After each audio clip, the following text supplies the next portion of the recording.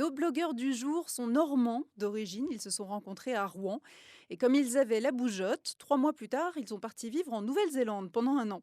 Depuis leur retour, ils vivent à Lille mais continuent de beaucoup voyager et c'est pour nous parler de leurs 3 jours en Drôme provençal que les French Wanderers, alias Ambre et Mathieu, sont avec nous. Bonjour à tous les deux. Comment ça a commencé ce blog de voyage, l'aventure French Wanderers? On a lancé French Wanderer quand on est parti vivre en Nouvelle-Zélande pendant un an. En fait, on a développé la passion de la photo en Nouvelle-Zélande quand on est parti en road trip. Donc, on avait acheté notre van, on a travaillé sur place, etc. Et c'est une passion qui nous prend au trip maintenant.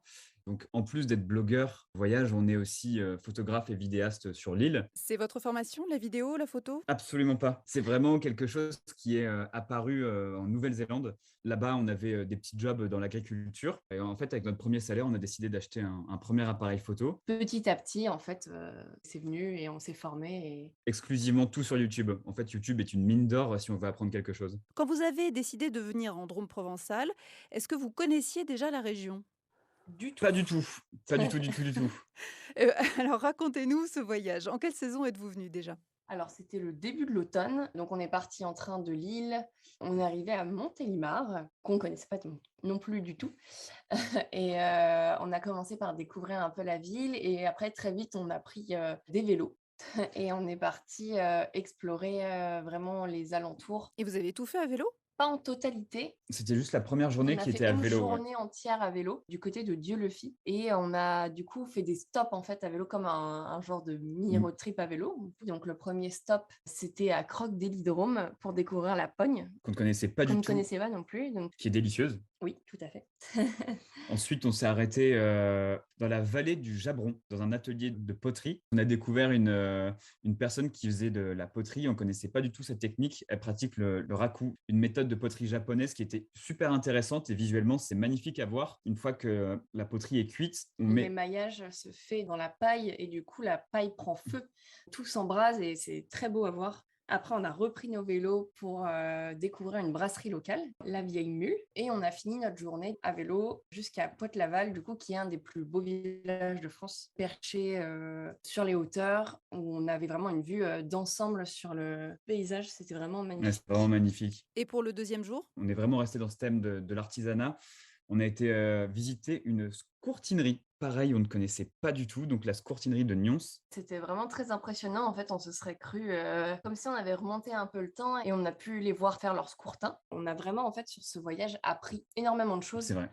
Et en plus de découvrir tous ces métiers, on a aussi très, très, très, très bien mangé. On a découvert plein de mets comme la Cayette, On a pu découvrir les olives de Nyons, les fameuses. les fameuses olives de Nyons, ouais. On a également pu faire une initiation à l'œnologie au château de Suse-la-Rousse. C'était la première fois, du coup, qu'on dégustait du vin avec des professionnels qui nous Qui nous expliquaient expliquait, ouais. Vous avez aussi fait un circuit en vieille voiture. en 2 chevaux et en Diane, Avec Coco Youpi Tour et avec Karl. qui nous ont emmenés, du coup, à travers les champs d'olives. On a pu faire un pique-nique perché en hauteur avec que des mets locaux. On buvait le vin en regardant les vignes qui ont produit ce vin. C'est vraiment un super moment. Et ensuite, ils nous ont donc emmenés dans la distillerie Bleu de Provence à Nyons, où on a pu découvrir du coup la lavande, Et comment comment on fabrique l'huile essentielle, parce que c'est vrai qu'avant ça, on ne savait pas non plus. on a eu la chance aussi de goûter une glace à la lavande. On avait, pareil, jamais goûté ça et c'est délicieux.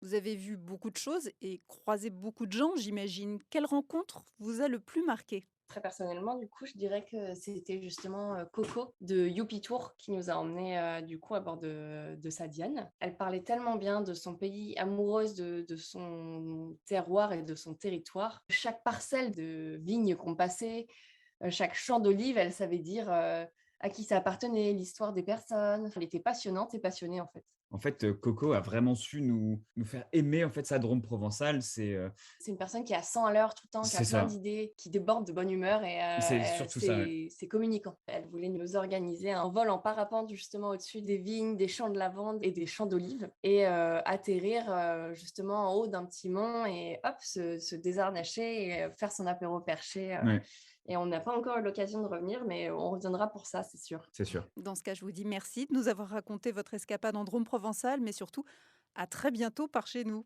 Avec plaisir. Avec grand plaisir. On aimerait beaucoup en tout Ouais. cas. Ambre et Mathieu, photographes, vidéastes et auteurs du blog de voyage French Wanderers, où vous pourrez retrouver tout ce périple autour de l'artisanat en Drôme provençal.